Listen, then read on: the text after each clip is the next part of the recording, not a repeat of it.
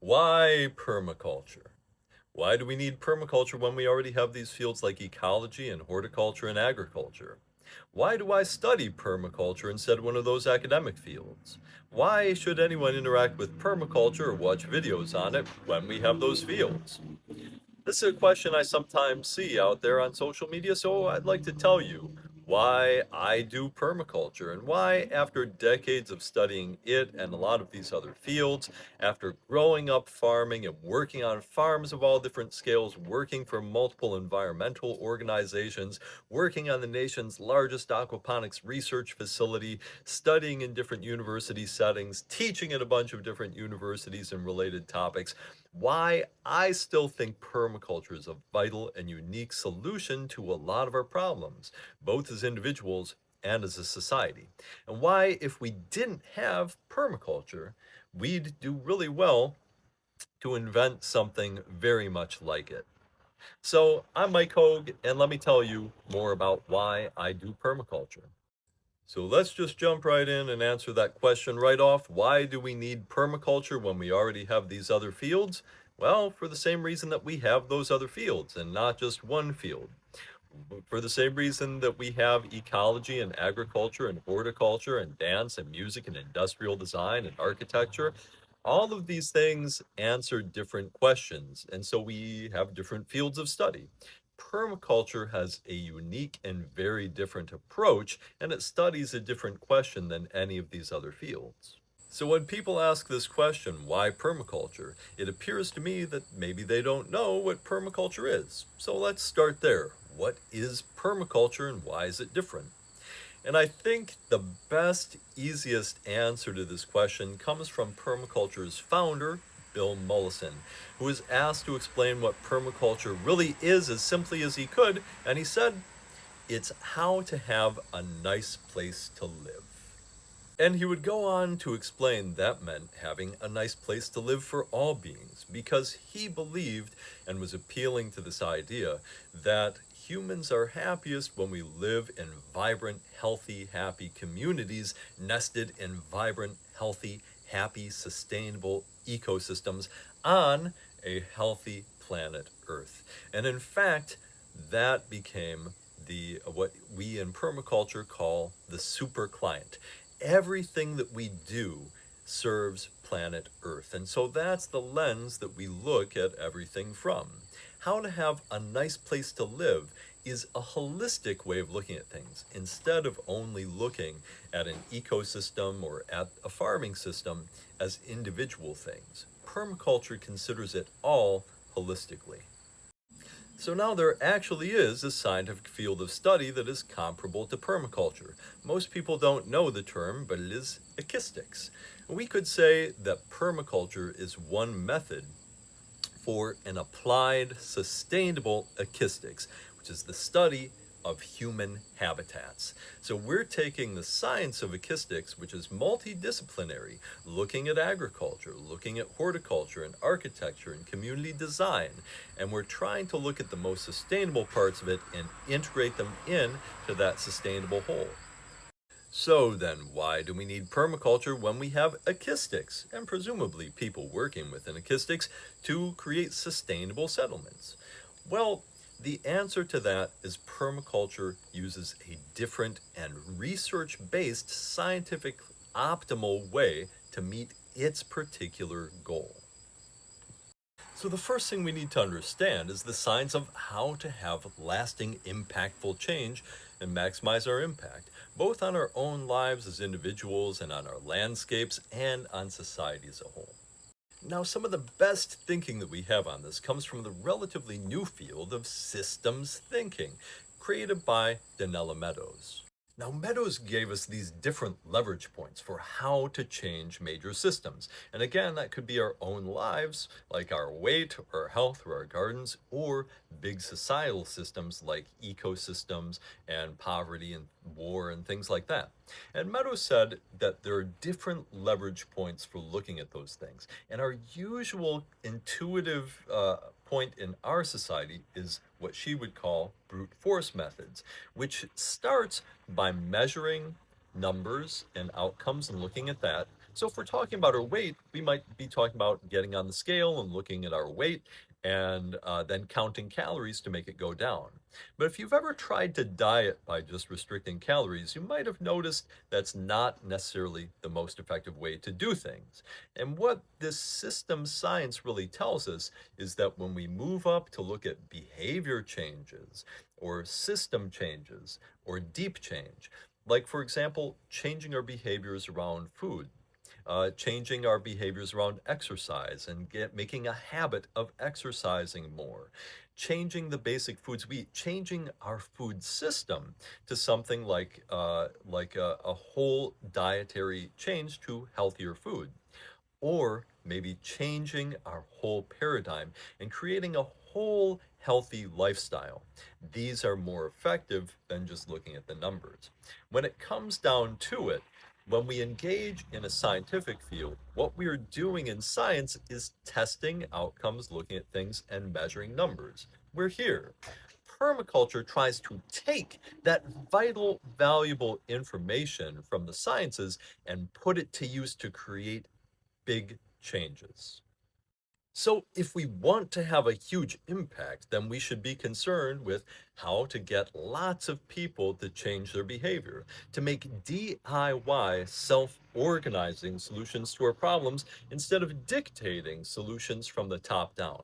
When it comes down to it, according to Meadows, all of our big societal and earth changing changes in the whole history of humanity have come from paradigm shifts and cultural changes, not from, say, dictators dictating laws and things like that. So, what we need to do is get away from looking at the numbers and look at how we can help create self organizing change by changing culture and paradigms. Now, another research based tool that we have for doing that when it comes to getting DIYers to change behavior is called a pattern language. Or these days, we might even just say pattern design or pattern action or a transformational approach. So the idea simply means sharing patterns that people can take and replicate, like this Three Sisters Guild. So if I share enough patterns with you, the idea is that you would be able to make and improve your garden design. For example, this guild has nitrogen fixers in it, it has fortress plantings, it has a keyhole design. These are all different patterns, including the biointensive planting here, that you can all take and tweak and mix and match in order to create your own garden. Now, there's a huge scientific research literature that this is very effective. In fact, it's probably the most effective way that we know of. Now, it is, as of today, the most effective way that we've worked out for helping DIYers and people across fields improve their designs. For example, there are studies showing that just a brief encounter of flipping through a book on patterns for a design topic definitely dramatically improves the designs created by amateurs and DIYers.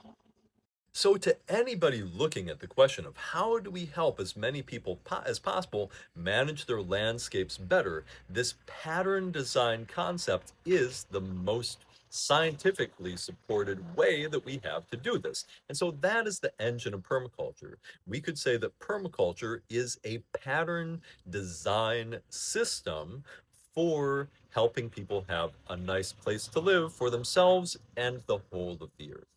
And we have science to prove that permaculture works as a pattern design system and that people exposed to permaculture reliably use those patterns, and those patterns are very effective at solving problems and improving landscape outcomes. But this points us to another reason why permaculture is vitally important today. See, because permaculture is not a science, it uses science and teaches and shares science from all of these fields. In fact, Bill Mollison insisted time and time again, and most PDC teachers, permaculture teachers, will repeat this, that what is taught in permaculture should be based in the sciences. I often say in my videos that my role as a permaculture designer and teacher is simply to repeat the conclusions of scientific studies and say what the scientists are telling people, and to share that and promote that. Now, there are some people out there that I encounter who will say that the only fields of value are scientific fields. And as someone who has studied sciences but is also a musician and who likes poetry and who likes reading things, I happen to believe that there are fields of immense value beyond the sciences. And in fact, I think it's actually anti scientific and maybe smacks a little bit of religion and dogma to say that science can and should answer all of our questions. See, because permaculture is not a science and is separated from the institutions of science, permaculture is free to share science, to share scientific findings without sharing the dogmas and institutional claims and biases that come with some scientific institutions. Ooh, now that's going to be controversial for some people who trust science. But what I would say to you is the permaculture perspective is trust data, not authority.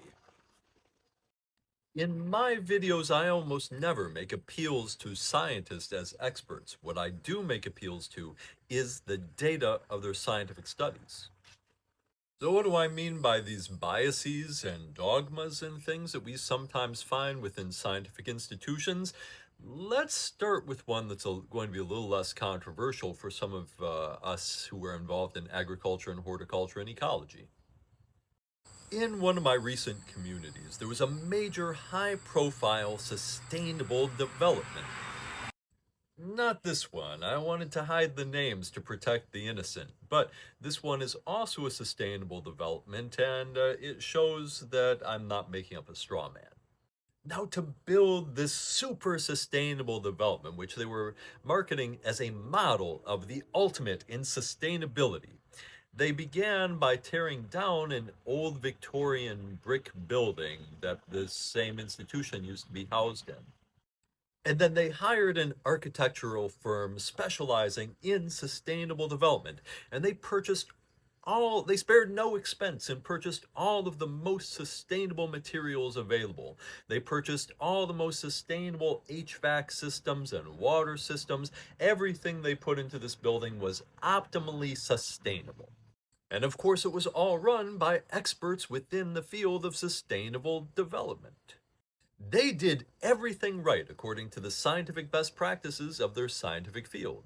But we talk about a very different approach to making things and building sustainable within permaculture.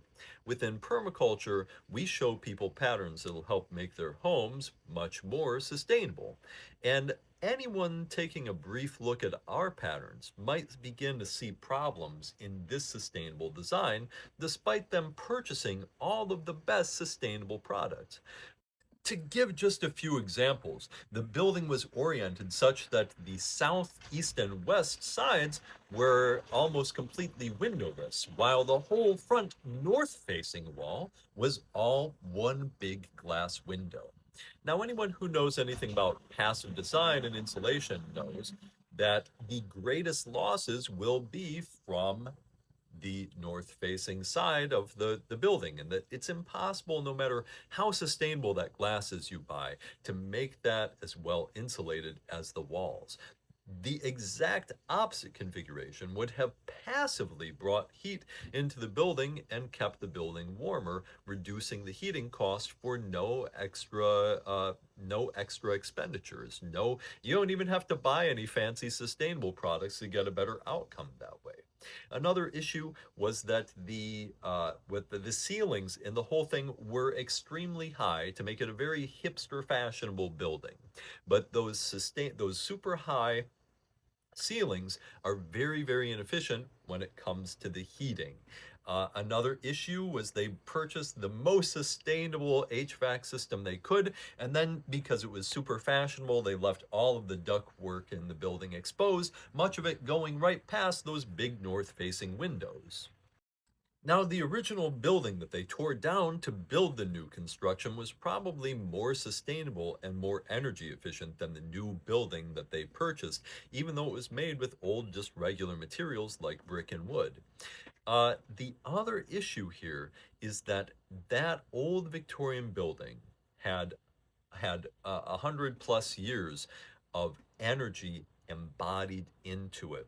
Now, every time we build a new building, it takes a new huge amount of energy. So the longer we can keep a building in use, the more we're extending that energy investment over time. We call this in sustainability science embodied energy. See, the permaculture approach isn't just looking at buying the best sustainable products from the experts. The permaculture approach is looking holistically across disciplines to find the best patterns from each and integrate them together and teach people how to do them. So by critiquing this pattern here, I'm actually showing you a bunch of patterns for unsustainability that you can then integrate and use in a future design. That's how permaculture works. So that's one institutional bias we often see in the sciences, a hyper focus on their one field. And a second related bias is that the colleges are in business to make money. They're in business. Each department has to compete with the other departments for students and for student dollars. And to do that, they need to graduate people who make money. They do that through corporate and centralized products. So the role of the university then is to teach students and to help students invent new products that they can sell. And then the university's role then is to help sell those products. Those products and industrial corporate products and services become the mainstream approach of the university because it has to be. It simply has to be. So when we're talking about architecture and sustainable architecture programs, these things that were invented by their students become best practices. They end up getting promoted. They end up graduating new students who go out into the world and work for local communities and help build things that use those products. It's a completely reinforcing system.